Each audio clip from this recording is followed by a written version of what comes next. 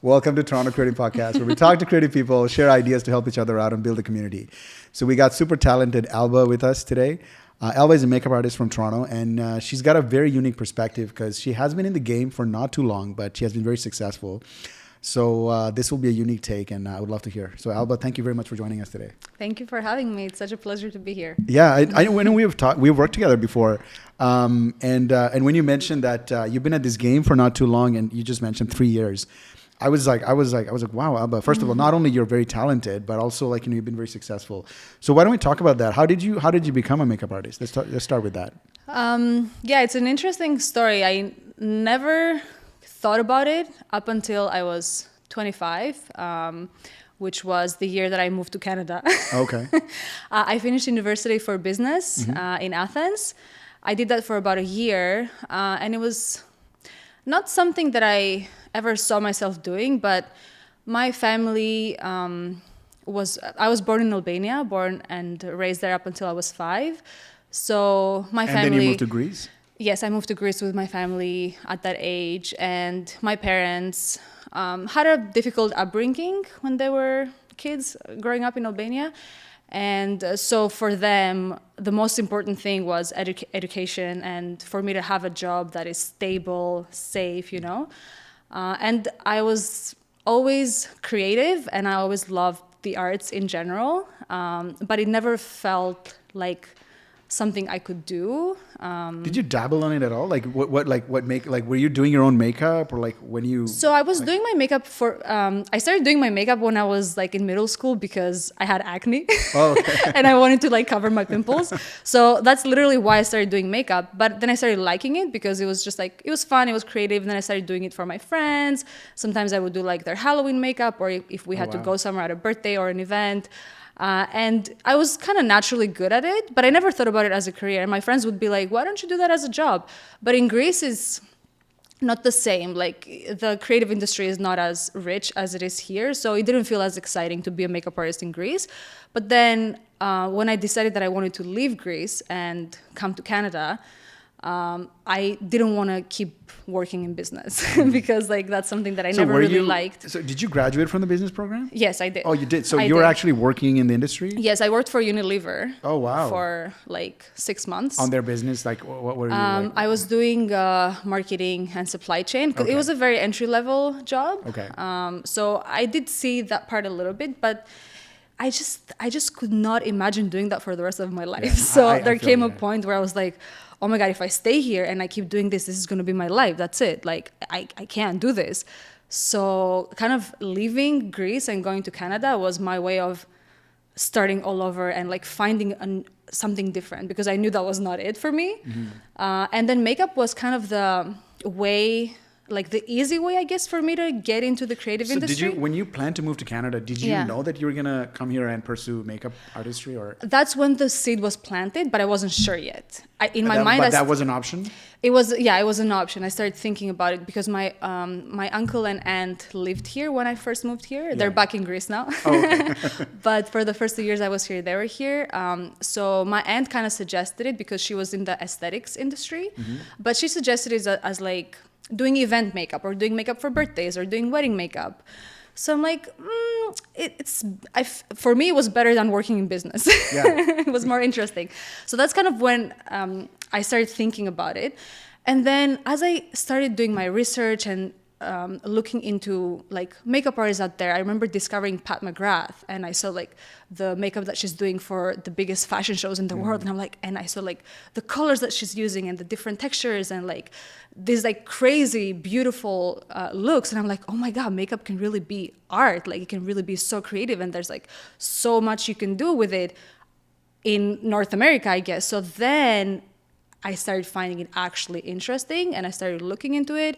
And I found a makeup school in Toronto that is pretty popular, and it has good. It's called CMU. Okay, and so you actually pursued a formal education in makeup. Yeah, okay. Yeah, because I didn't. That was the path that I saw possible. So I'm like, okay, I can go. And it was only 6 months. So that's why it was short. And it looked like the people that are teaching there are actually people that are involved in the industry, are like currently working. For example, one of my teachers was Samantha Broad, who has worked in like many Hollywood movies. For example, one of them is Guillermo del Toro's Shape of Water. So she basically, her and her team designed the monster suit, and she worked on that, and she's worked on like so many big films. So I'm like, okay, this is something, you know, like this school looks cool. Like I can learn about the creative industry of makeup and make it a profession. Yeah, exactly. Connect with cool people. And so that's how I started. I didn't really have a plan. I just kind of jumped into it. Yeah. And here I am today. I don't even know how it all happened. How was the? So you mentioned the program that you were in. As I was mentioning to you before, I want people who are up and coming and who are inspired to be makeup artists. They want to learn from, like, you know, your story. What was the program like, and why did you choose that program? You mentioned it was 6 months. It was short. That's why. And what did they train you on? Was it more technical or industry or both? It was very hands-on. It was like we were there for 8 hours a day, Monday to Friday. You were doing makeup 8 hours a day? Yeah.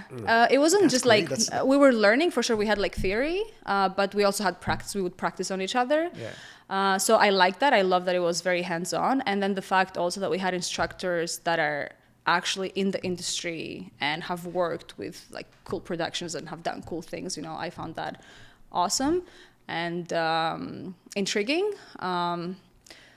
However, though, that's all I knew because I was new in the country. I didn't know anything about anything. You know what I mean? Like I didn't have a background in that. I didn't have any people around me that were in the arts. Like I didn't know anyone and anything. So all I did was Google. Like Google makeup schools in Toronto, and CMU is the most popular one. And it seemed like the best one. So I'm like, if I'm going to do this, I'm going to go to the best school. It was pretty expensive. So I worked for like about 2 years nonstop. I was serving like 2 restaurants at a time. Like I would wake up 6 a.m, go work for 8 hours, then run to the other one, go work until night, like go home at 12 in the midnight, wake up again at 6. Like it was crazy. See, people like I follow you on Instagram, and I'm sure like everyone who follows you on Instagram, they're like, oh my gosh, she's so talented. They don't see this part. Yeah. Like, you know, this, like what you just mentioned, like waking up at 6, working until 12 midnight. And that's the part they don't see. Yeah. But sorry to cut you off, but go ahead. Yeah. Yeah. And that's like, I think that's something that's behind every successful person. But we sometimes, we in our head, we make it like ideal. And because that's also what I show. I haven't really shared that part on Instagram. And I don't necessarily feel like I'm open to share it if someone asks me. But yeah, it was definitely a lot of like figuring things out, hard work for sure. But, you know, when I would get home really tired and exhausted, and sometimes you're frustrated, and I would just remind myself that this is where I'm headed. Like I have a goal, and this is gonna pay off. You know, just keep that positive mindset and the vision that you have. So yeah, that's how I went to CMU, through Google. That's why I was gonna ask you, how did you stay positive during those hard, like, you know, the hustle years? I guess you're still hustling, but like that time.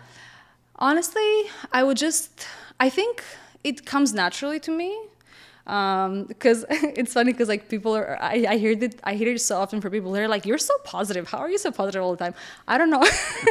It's just who I am, I guess. And I feel lucky, honestly. I drink a lot of tequila. No, so definitely margaritas. I love margaritas. I think it's kind of natural for me. I think my dad has influenced that a lot because he's been someone that has, when I talk about my dad, it's like so easy for me to cry. But he's been someone that has gone through so much in his life, and he always stayed positive. And he always stayed positive, and he always like had like dreams that he would go after. He never gave up, and just seeing that from him, I'm like, I have no excuse, you know, like if my family was able to make it and get this far, like I can do anything, and I can do like so much more than they have achieved, and like just keep moving forward.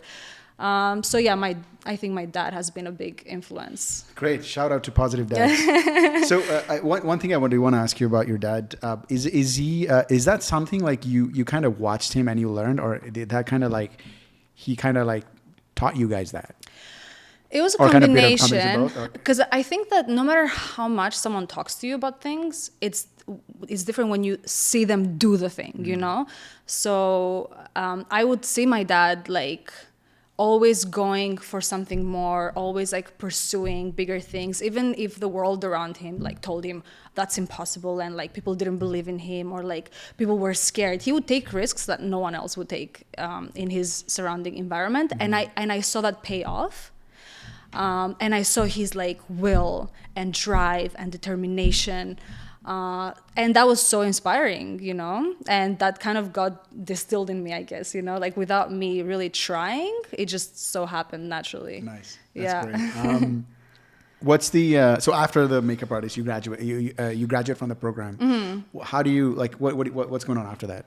Talk to us Okay, about so I think I got lucky on one hand too, because before I finished makeup school, you know, I was So before you pursue, like when you said lucky, Alba, Yeah. well, somebody once told me that luck is a combination of when preparation and opportunity meets. Yes, absolutely. Right. So like, Yeah. because these kind of opportunities will come to you, but if you're not ready to take it, Yeah. do you agree with that? So yes, I agree with that.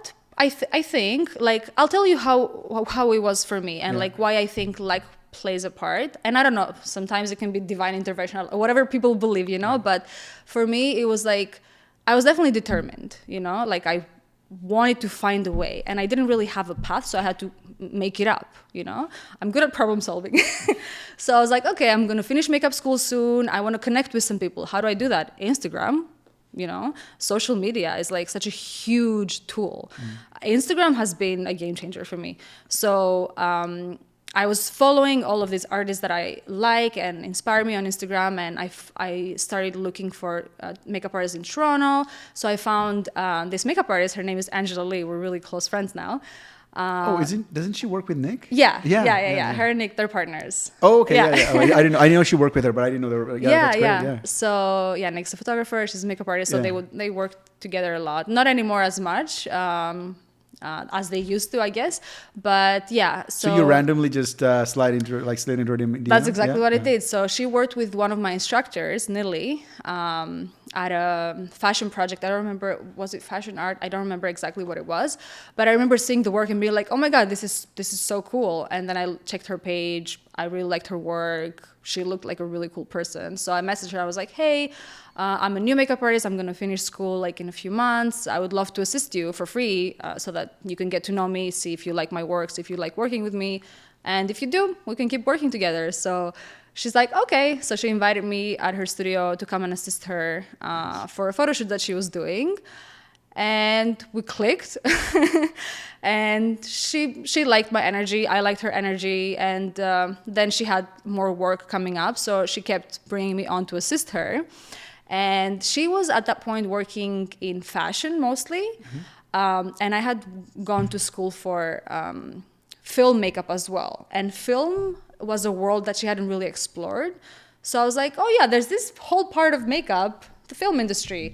And she was like, oh, okay. So then she started looking into that. And then a film came up and a person that she knew was looking for a makeup artist for the film. So she's like, maybe we can take this. So she applied, she got the job. We went on, I assisted her. And then after that, we did that's kind of when, right before COVID.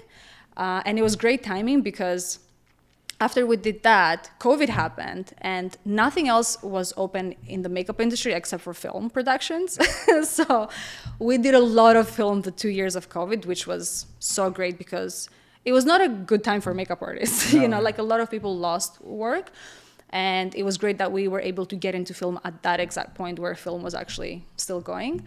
So that's why I said I'm lucky because like I messaged one person, we clicked right away. You didn't message anyone else? Because usually it's like you message like 5 or 6 or 10 people. No, I messaged maybe I was messaging photographers, I was messaging like models, I was messaging different kind of people. But when it comes to makeup artists, I think she was one of the few. Like maybe I messaged or emailed like a few more people. But the one person that I met, like so much happened with her, and like we're still like working together. I've met so many people through her, so many photographers, videographers, models, like all kinds of artists, like producers, directors. Nice. So that's why like that one door that opened for me was like huge. Amazing. Yeah. So this is what, like, you got to learn. Not only you got to be talented, but you got to learn how to connect with people and communicate. But that's great. So I guess that's how it kind of took off for you. Yeah, and except for like communicating, I think the one thing that has made a big difference for me is like when I meet someone that I like and I see potential in connecting with them and working with them, I ask myself, what can I offer to this person, as opposed to what can I take from this person?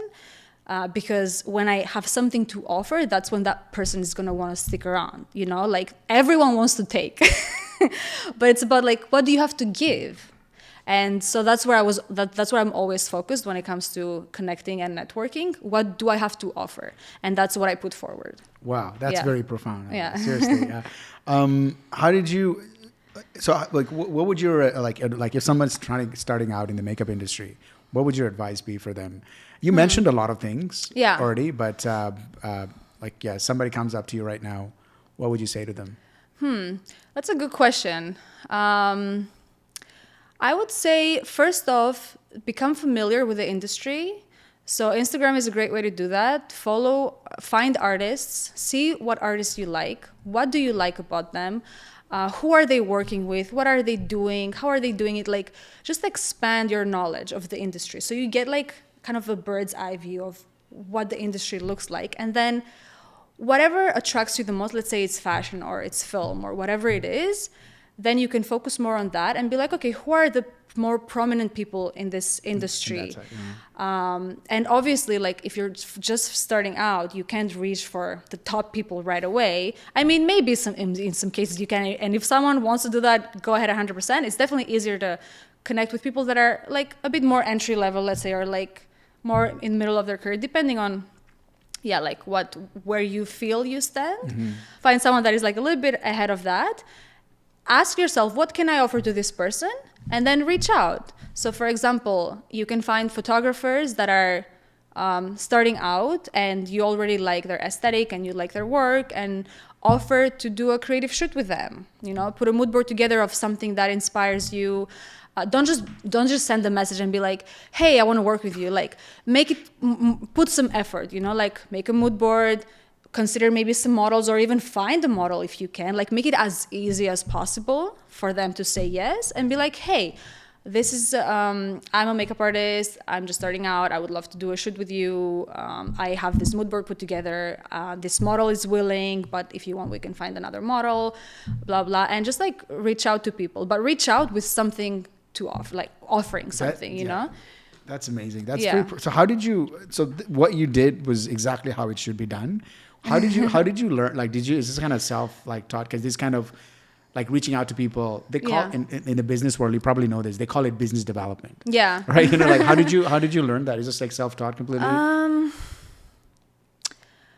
I guess because it's something that I saw around me growing up. Like, I guess my family was like that. Like, my family is giving, and I was also raised to like be aware of other people, be respectful of other people, and like find my place and around other people, and like see how I can fit in a way that adds value for everyone. So like, for example, when I would live at home with my parents, like we all had a role, right? Like my mom would cook, but I would go and help her with whatever. Maybe I would go and buy groceries, or maybe I would set the table, or maybe I would wash the dishes after, and like my sister would do something else. And like we were all part of something. It was like a community. So I guess I understood that every person, like there should be a balance between like giving and taking. And I don't know, maybe it's like natural too. I'm not sure, to be honest. Did but the people at makeup artists I just understand it. Did the people, your teachers at makeup artists, like makeup school, I keep saying makeup school, did they tell you like reach out to people on Instagram? Yeah, they definitely They did? suggested Okay. that. Yeah. Like reach out to photographers or agencies. Yeah, I feel like it's a pretty common way to go about it. I just think, yeah, like the important part is that like find what you can offer and like give something before you ask to take, you know, give something first and then people will want to give back. Yeah. You'll or maybe someone won't, but like you eventually will find those people that see your value and will want to give back to you. Absolutely. Yeah. Yeah. It's just, yeah, again, like, you know, it's just a lot of people don't have these, you know, that term, like, you may have heard this, common sense is not very common. Yeah. You know, it's a lot of people, like, I have like models reaching out to me, like, Yeah. like as if like we're homies. Yeah, Like, yo, yeah. you want to shoot? Yeah. First of all, what's your name? Like, Yeah, you know, yeah. like, you know, Exactly. Like, you know, like it's just like, but you're absolutely right. But if Yeah. somebody like sends me a message, like, you know, with the, as you said, like they've done some work, respectful message, and you know, I see that there's actual partnership. exactly. Yeah, I definitely reply like, Yeah, so that's like exactly that, what you said, that put yourself in the other person's place. If I were this photographer and I read this message, how would I feel? Like, would this grab my attention? Would this seem interesting to me? Or would I just ignore it? Like, and I really try to put myself in the place of other people when I interact with them in every not just like business aspect, in general, like in friendships and relationships, my parents' relationship, everything, you know? So yeah, you have to put yourself in other people's shoes to be able to interact in the best way possible. Absolutely, with yeah. them. Yeah. What's your so thanks for sharing that. That was great, actually. What's your I really want to hear your unique take on Toronto. So why Toronto? Why did you choose Toronto? And what has been your experience so far? So What are the good things? I about chose Toronto. I didn't really choose it. Like when I decided to leave Greece, this was the best option for me because I was thinking I could do Europe or maybe the US, but I know US is much harder to be able to get a visa. And my uncle lived in Mississauga at the time, so he was able to help me with my paperwork because obviously, like when you're trying to immigrate to a new country, there's a lot of bureaucracy and a big process that you have to go through. So it was kind of easier because he already lived here. He knew his way around things, and he was able to help me get my work visa by being my guarantor. So that's. And I just wanted to leave. So I'm like, I don't care. I'll go wherever. And I kind of, like, I like adventure. I like taking risks. I like trying different things. Like, and I remember my friends being like, oh my God, how are you going to, Canada all by yourself? Like, why would you do that? You're leaving everyone behind and everything behind. And you're just going to, like, a completely new continent so far away. But for me, it wasn't as scary, and maybe part of it is because I had already experienced immigration when I was so young, and it was like very rough. Like I had a really hard time going from Albania to Greece from the age of 5, and there was like a lot of racism against Albanians at the time. So I'm like, if I lived through that, I can go anywhere and do anything and be fine. So Toronto, because my uncle was here and it was much easier. So when you got here, what was your perception? Like, oh my God, it was everything was so weird and different. Really? Like the roads were so big, the you mean buildings. like weird compared to Greece? Just completely different. Yeah. Compared to anything I was used to. I had traveled in Europe quite a bit, but like it's completely different. Like the architecture, the roads, I remember hearing about Tim Hortons for the first time. My aunt was like, let's go to Tim Hortons, grab a coffee. I'm like, what is Tim Hortons? And she's like, oh, it's like this coffee place that's popular here. Like everything was new to me. Everything that now I take for granted was completely new. Exciting, right? Yeah, for sure. Very exciting. And anyway, so it was like the skyscrapers. There's no skyscrapers in Greece, really. Maybe there are a couple. All the different stores, all the restaurants, the diversity, like in Greece, there's mostly white people, you know, there's not a lot of diversity.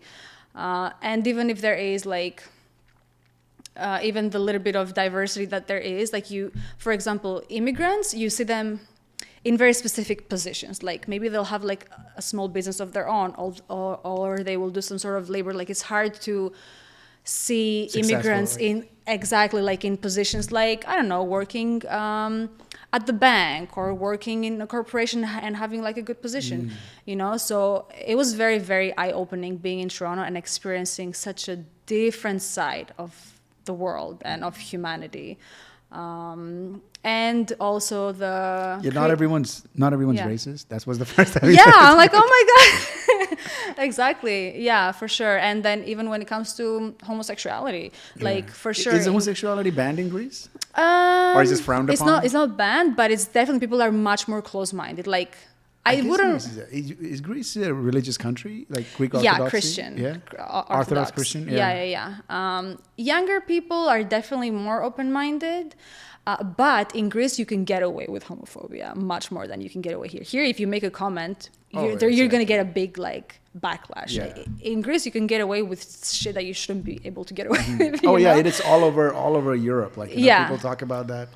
One of the things I tell people, like, when they're like saying, oh, this and that, like when we talk about which country has more liberal values, I say, like, one of the ways a test is how do they treat homosexuals? Like, that's like a big litmus test for any society. Like you would know if they're open-minded or not. But. Yeah, and a lot of people don't even have bad intentions. It's just like they don't even realize they're being racist. You know what I mean? They think that's normal. Yeah. And I'm sure that I myself have had some like opinions and perceptions that when I came here they changed because I was finally exposed to something new and different. Because at the time you thought that was it. I didn't know any better, right? Exactly. So it's opened my eyes and my mind a lot. I love Toronto. Yeah. I love. What Toronto. What are some of your favorite things in Toronto? Honestly, it's mostly the people. The fact that there's so many amazing people from all over the world. And I think part of why I love Toronto is because I am in the industry that I'm in. Maybe if I was working corporate, I wouldn't. You know what I mean? Yeah, the corporate work is boring, but I can attest to the fact that, because I used to work in corporate before, I can attest to the fact that people are nice. Yeah. The work is shit, but people are nice. Canadians in general, like, and I've noticed that even when I go outside, like when I travel, and I meet other Canadians, it's just, you can just tell. Yeah. It's just like, they're like so nice, apologizing for not reason, even if you don't have a reason to apologize, like, you apologize. Yeah, I found that part funny, like when I was working at restaurants, like how apologetic people were. Like it would make me uncomfortable sometimes. I'm like, why are you apologizing? You didn't do anything wrong. But yeah, it's definitely a different culture. So people are definitely one of them? Why you like Toronto people? People, the diversity of people, like how there's just so many different kinds of people, like different sexualities, different races, different interests, like the way people dress. Like I wouldn't see this much variety in like how people show themselves and how people express themselves with their with their like outfits or hair or makeup, So I found that really exciting. Like I remember, for example, it's funny. Like I have this like very specific memory of me being in the streetcar and this girl, she was wearing like a short skirt and her legs weren't shaved at all. And that for me was like, I had never seen that before, So I was like, oh my God, that's so cool that she like can do that. And she's not scared to do that actually, you know, because I would be terrified to do that in Greece. Like there's no way everyone wouldn't comment on that all the time. You know what I mean? So I'm like, it's so cool that people can express themselves. That's just a small example, but like people can express themselves so much more freely than in Athens. Like, that opened up so many possibilities for me. I'm like, this is a whole another world. Like there's so much potential here, so much space to explore. So that's great. I like, there's so many things I can ask you, but I love Toronto and, whenever I travel to Europe a lot, and whenever I go there, I come back and I'm like, oh, it's nice to be back in a civilized society, because I'm a colored person, right? So I was just in Italy, and not everywhere, but there are some places like I did not just in Italy, but in Europe in general. There are some places where you go there because there's a big part of like South Asian people going as a labor in Europe. So they all kind of categorize you in the same way. Yeah. So you go there, even if you're living in a 5-star hotel, like, you're paying money. They're just like, oh, this guy's some like, something like that. But I completely agree with you. Yeah. Did you face any? So let's go back to the creative side on a little bit. When you mentioned you worked in the movie industry. Yeah. But as a makeup artist, did you ever? What were some of the challenges you faced, Alba? And yeah, let's start with that. In the film industry. Or just or just any of the gigs that you have done, like any makeup jobs that you've done. Yeah. Like, what are some of the challenges you have faced, and how did you overcome them? I guess. Yeah. Honestly, the biggest challenge, and I'm sure that's just subjective because I'm sure there's like a lot of different challenges that people face. For me, it's been financial. Like usually the film industry, when you're in the union is different, I think, because it's kind of more regulated. And the union is like, you mean the ACTRA, like the is that so the union, IATSE is for makeup artists, like IATSE, makeup, wardrobe, ACTRA hair. is just for actors? Yeah, Okay. I think so. Yeah. And so IATSE and NABED, those are the two unions in Toronto at least. So unions are more regulated when it comes to that, but non-union films, very often like the budgets are really low and you're working 12 or 14 or 16 hours a day. And sometimes like you're filming in Hamilton and then you have to drive all the way there and like drive all the way back. So it's like hard to make a living, and I don't know. The other thing is like, I feel like when it comes to makeup specifically, a lot of people in the industry don't fully understand and appreciate the value that makeup has. The actors do because they see it firsthand. Yeah. But like not being given the ideal time, like you have 10 minutes to do makeup and hair for a female actor. 10 minutes for makeup and hair? Just an example. This happens. Like sometimes it happens. Like we're often in a rush to do things because things have to move fast because of like money. So that is one thing. Low budgets and like jobs that are not very well paid. Yeah, and then I think the rest is just challenges that people face everywhere, really, like relationships, communication.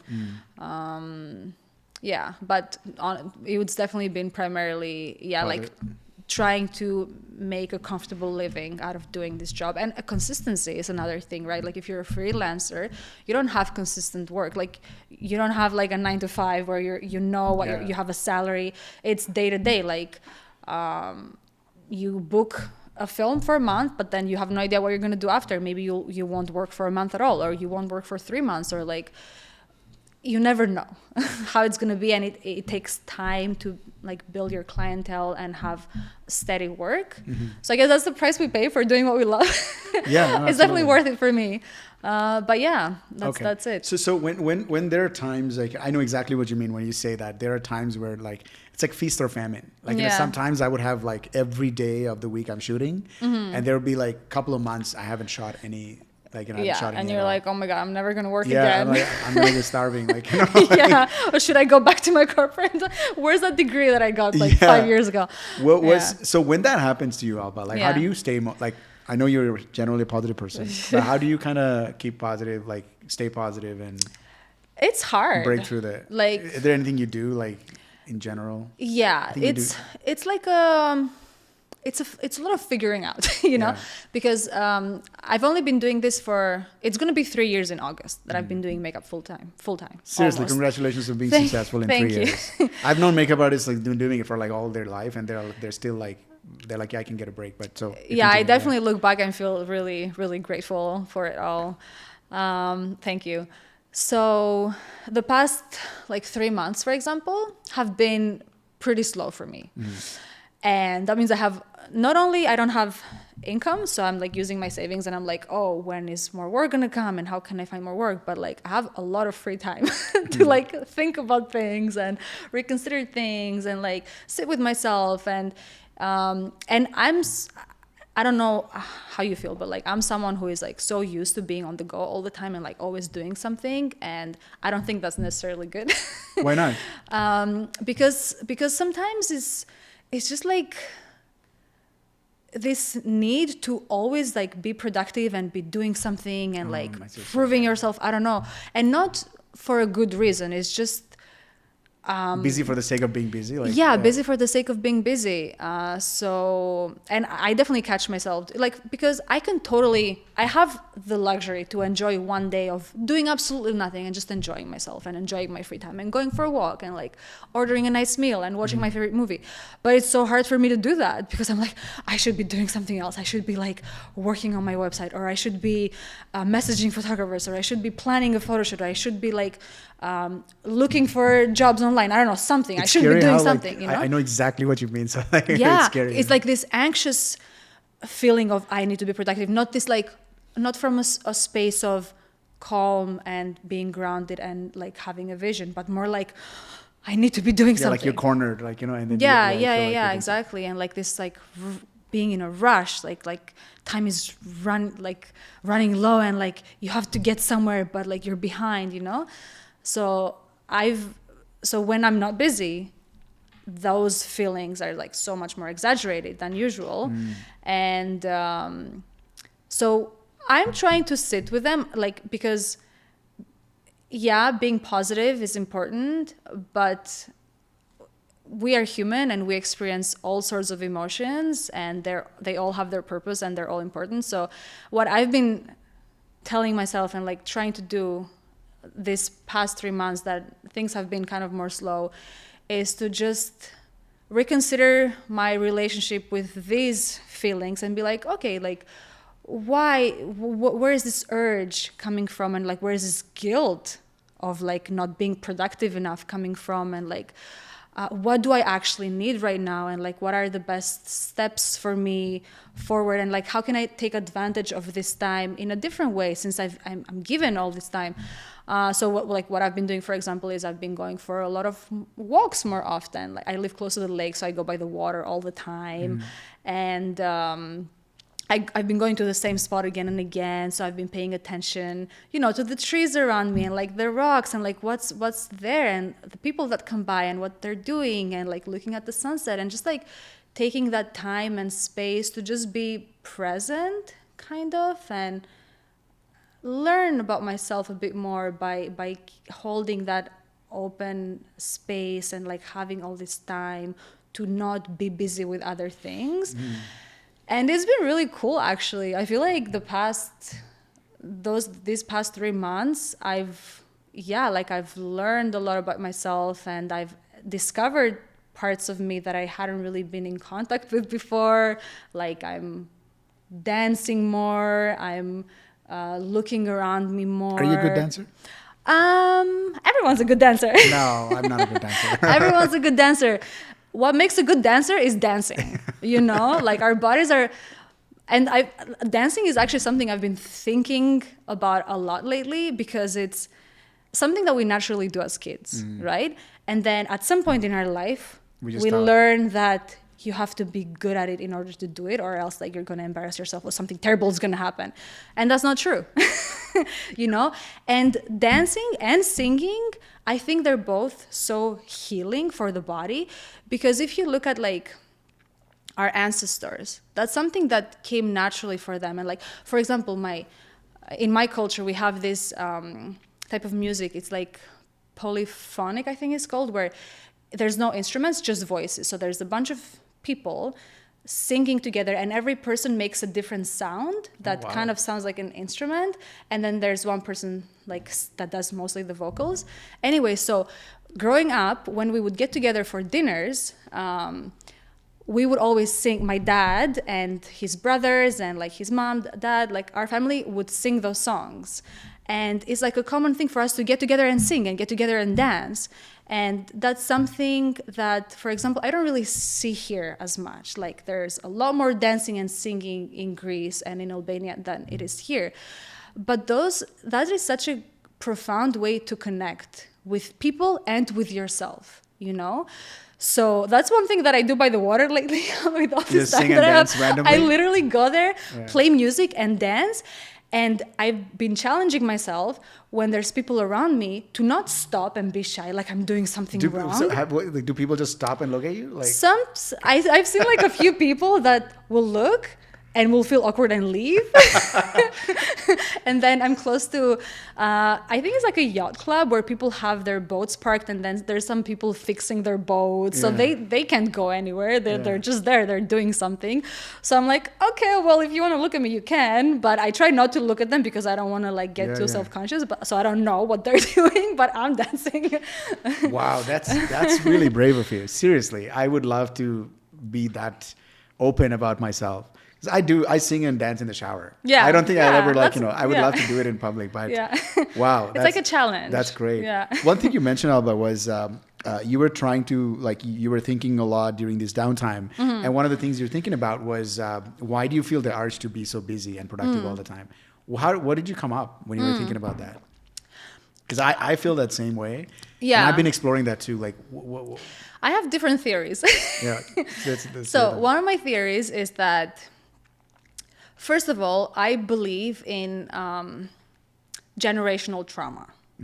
So my family growing up, they were struggling even for food. Like they didn't know if they're going to have enough to eat.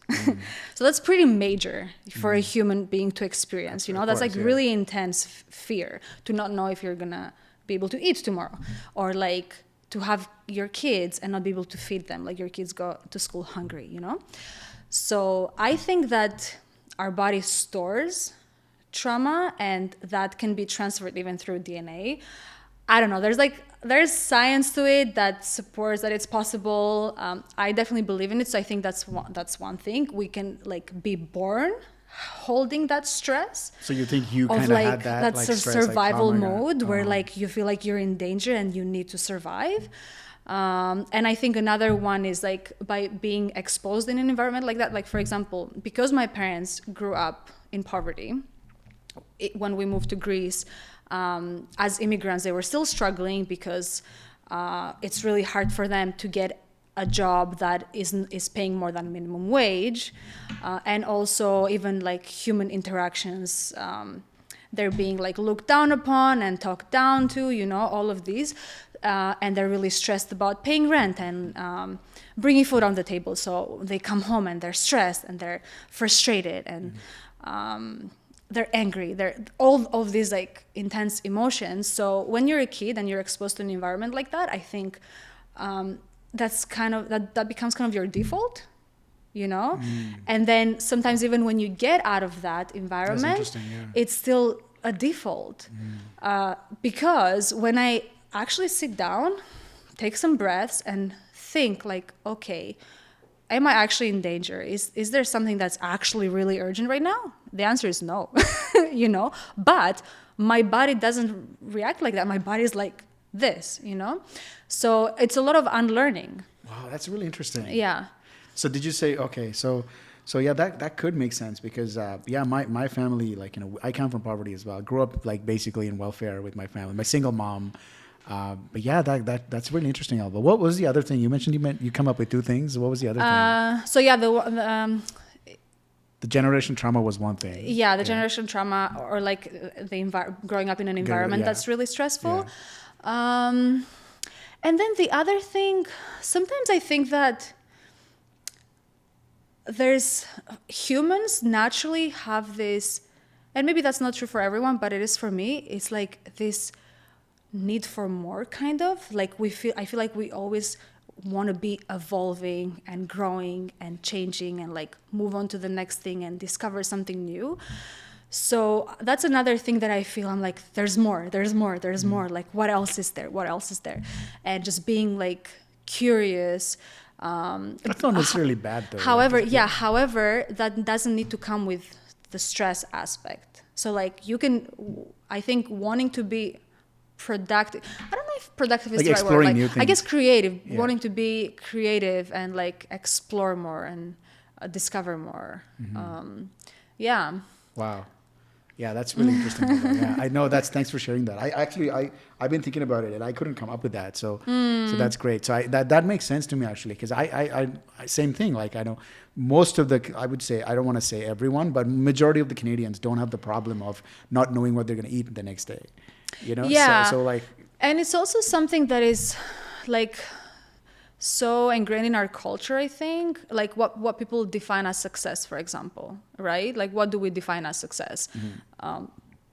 Being, I don't know, like recognized for our achievements by the world and like proving ourselves and like making this amount of money and like having this house and having this car. Like our definition of success, I think, kind of puts us all in this situation where we want to just constantly achieve more and like get more done and make more money and like get a bigger title. I don't know, but it's all about having the right motive, you know, like doing it for ourselves and not for someone else to see. Yeah, you know, no, and I absolutely. think for a lot of us is like doing it for someone else to see. Yeah, you know, that's where the social media comes in. Yeah, it's I was reading somewhere where social media, like people, because a lot of people have negative and positive things about social media, but somebody once mentioned that it's just basically amplifying and showing how humans are. 100%. It is like, it's not per se Instagram's fault. Yeah, it's how we use it that's fault. It's like, you know, they're saying like, you know, it's when you give money to someone, like a lot of money, their true nature comes out. Like, you know, it's something like that. Like, you know, this is like a way to show others, you know, and then like, you know, that you never had before, right? And then you're like, oh, I'm gonna just show this. Like, anyway, I can go on and on about the perils of social media, but I like it because I use it the same way as you do. Like I reach out to other creatives, like, you know, I'm just like, hey, like I want to work with you, and so far it's been positive for me. So I think it's all about how we use it. 100%. So when people shit on like Instagram, I'm like, you know, yeah, I know it's bad. I see a lot of dumb shit there. Yeah, but, But at the same time, it's like, it's about how you use it. We have quite a bit of control on how we use it. You can only follow people that inspire you. You can only interact with accounts that have something to offer. You know, like you can no one is gonna make you sit there and use Instagram if you don't want to. Like you can spend 30 minutes on it if you want. Like you can use it exactly as you want. We do have that freedom. So yeah. No, absolutely. What are you working on right now?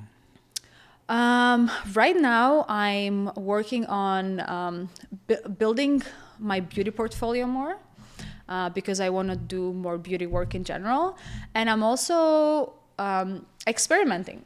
Like what? Oh, I think I've seen a few, like with like crazy makeup. Like, crazy makeup. Yeah. I don't know if that's the right word, but yeah, it is. I like that word. I like crazy makeup. Like for example, I've always been someone that's fascinated by nature, like plants, flowers, trees, animals, the sky, the sea, like just the world around me. I grew up, my grandfather had a farm when I was growing up, so he had like a bunch of animals, and we lived like in this tiny village on the mountains of Albania. So I was lucky to be immersed in such an environment and be so close to nature, and that stayed with me. And then Greece too. Greece is like surrounded by water, so I would spend a lot of time at the beach. And so I feel very like I get so much joy from being in nature and from being in touch with nature. So before I even went to school for makeup, where I was like kind of playing around with makeup by myself, so I'm kind of prepared when I go to school. You know, I know already a few things. And like that's one thing that was fun for me, to use flowers and plants and incorporate them in my makeup looks. And I keep exploring that because it's just it's a way, like I find that every time I've told myself I want to create a makeup look using plants, then I'm just more present when I'm in nature. Like I pay attention to the trees and I pay attention to the gardens because I'm looking for the next thing that I'm going to use, you know? So it makes me feel grounded, and it makes me feel present, and it makes me feel connected and just fascinated, you know? Because like when you pay attention to anything closely, you can find magic in it, you know? The simplest thing. So that's something like, besides building my beauty portfolio, is like experimenting with those types of looks. Nice. Yeah. No, that sounds amazing. Actually, I've seen some. And if I'm not mistaken, like is your sister living with you now, or is she? That's my cousin. Oh, that's your cousin. Because you guys have the same last name. Yeah. Yeah, you girls have. So I was. I think you practice on her. Yeah, she's my muse. She's my muse. Oh my god, she's the best. Because every time I'm like, hey, can I do makeup? And she's like, yeah, of course. She lets me practice on her all the time. Nice, and like try things. Yeah, because sometimes like these looks will take me 2 hours because I have no idea what I'm doing. Right, like I just found these cool leaves and I have them there sitting in front of me, and I'm like, okay, what am I gonna do with this? Like, how am I gonna place them? What colors am I going to use? I don't have a plan. It's all intuitive, which is actually really, that's another reason why I love it, because it puts me in that state of, okay, being present and creating. With freedom, right? With absolute freedom, and just being playful and open and exploring new things and just see what happens, kind of, Nice. Yeah, so. No, that's great. Who are some of your inspirations? Like, I think you mentioned one of the makeup artists you followed. Yeah, Pat McGrath. Yeah. She was one of the first. One of your, Definitely.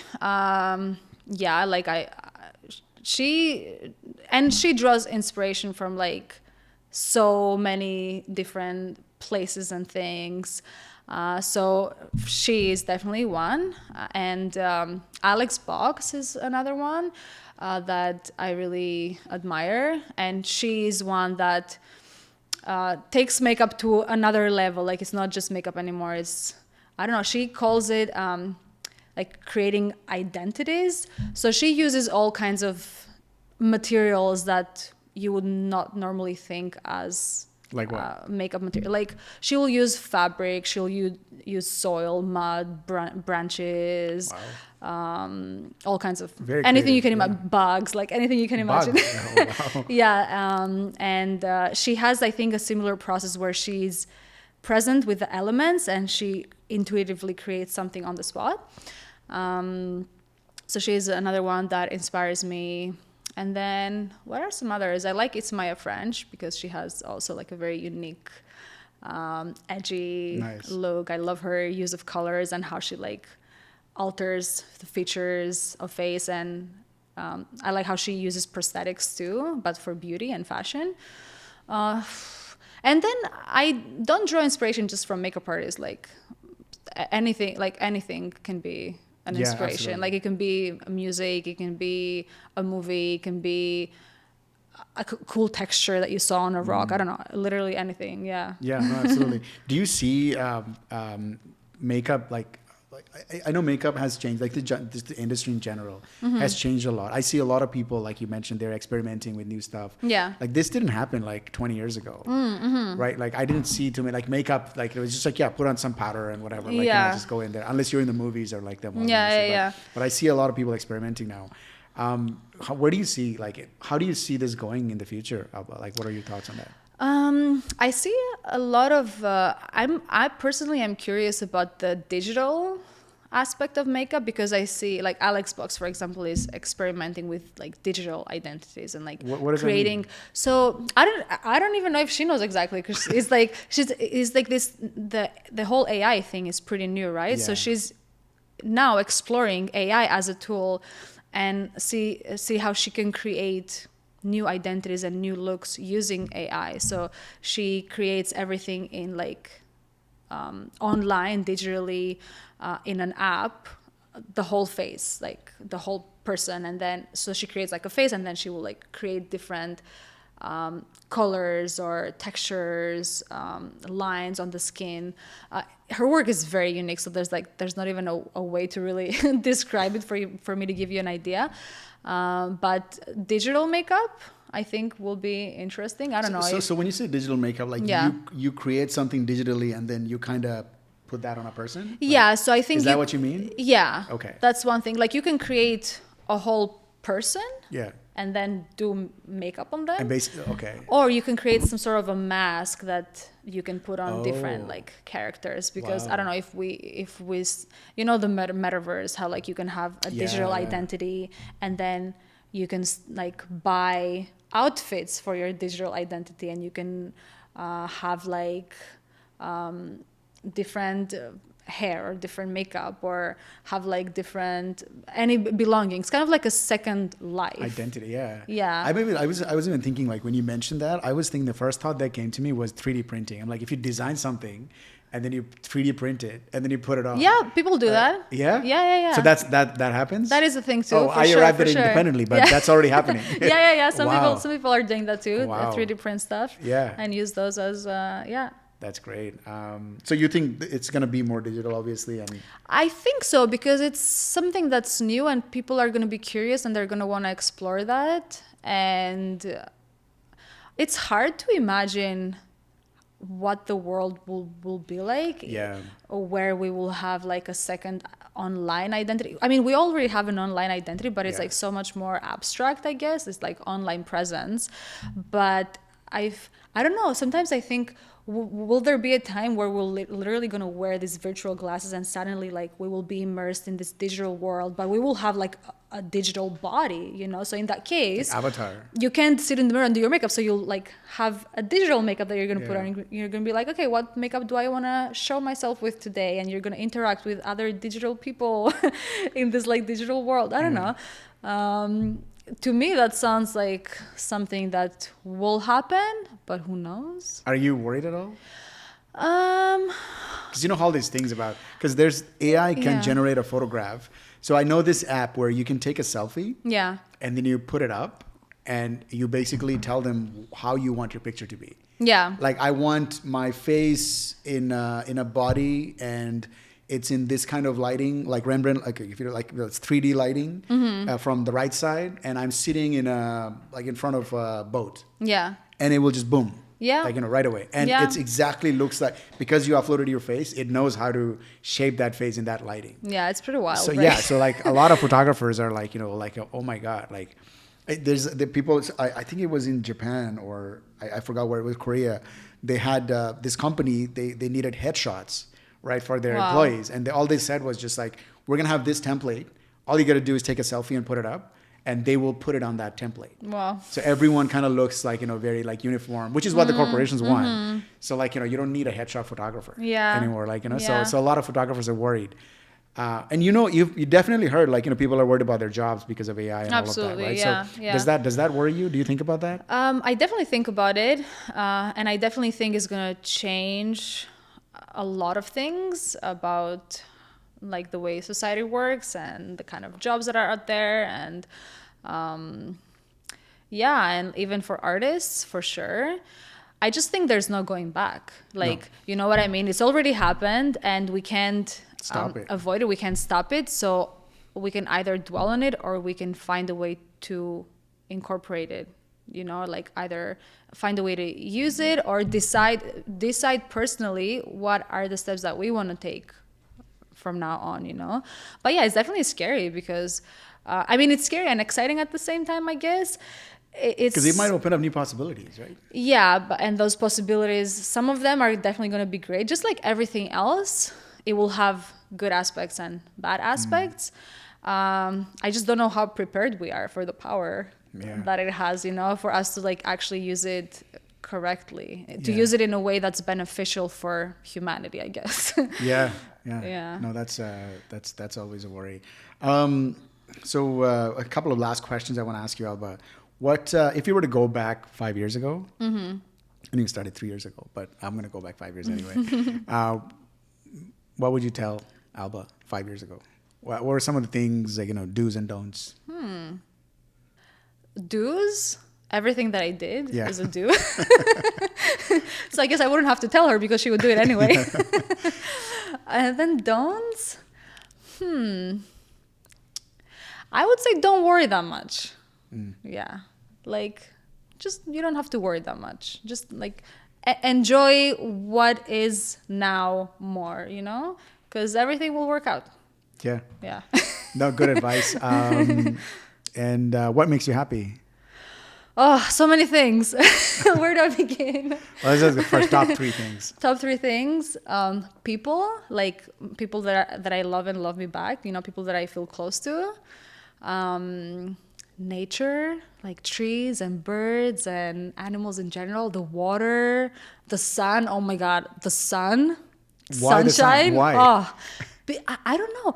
Literally, the moment the sun rays hit my skin, my mood just changes. Like, like, I you just know- feel instant joy, instant. Yeah, I don't. You know that in Discovery Channel you see like when they fast forward plants growing. Yeah, I kind of feel like I know exactly what you mean. I feel like Exactly. that. I'm like, oh, like It just, I swear, it's like a drug. I just feel so good when the sun touches my skin. It's just amazing. Or like hits my eyes, or I just like look at a sunrise or a sunset. Yeah. There's something so sublime about that. It's like this wow feeling. It's like astonishment. and it's free. And it's free. Oh my God. Sometimes I have to like walk past so many condos to get there. But I know it's just too many condos. It's getting like ridiculous now to a point. yeah. So what's the third thing?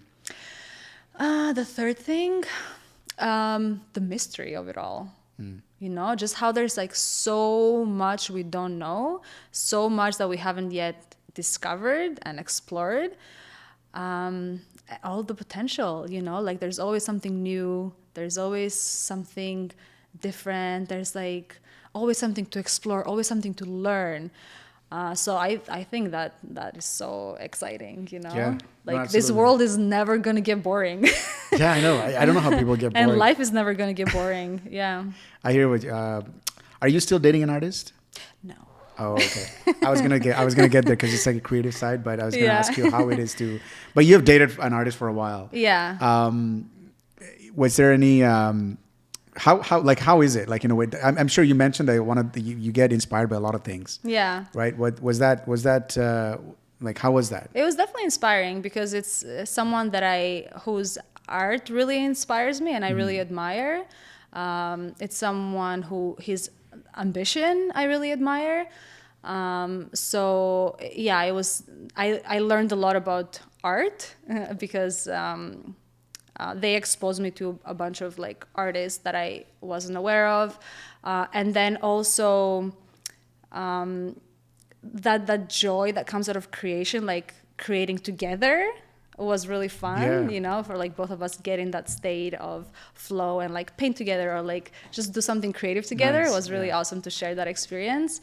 And then there's also like the more difficult parts of uncertainty, you know, for example, 'cause or both like of you are worry, hungry. Yeah. you know. Yeah, that, or like the fact that artists don't really have a handbook and like a path, a specific path to follow. Like when you're doing a 9 to 5, you start at an entry level and then you get a promotion and then you get another promotion. So it's kind of more, there's like steps to it, but when it comes to an artistic career, it's so much more abstract and you kind of have to figure out everything. So that is, yeah. That is adds the another difficult layer part. of complexity, right? Like I always, because I interviewed Emily as well, as you know. Yeah. And her husband and her, they're both musicians. So I always ask people this question, like, Yeah. is it crazy to like, you know, like dating another artist or living Yeah, with another artist, like, yeah. because you're both pursuing at the same time. But Yeah. yeah.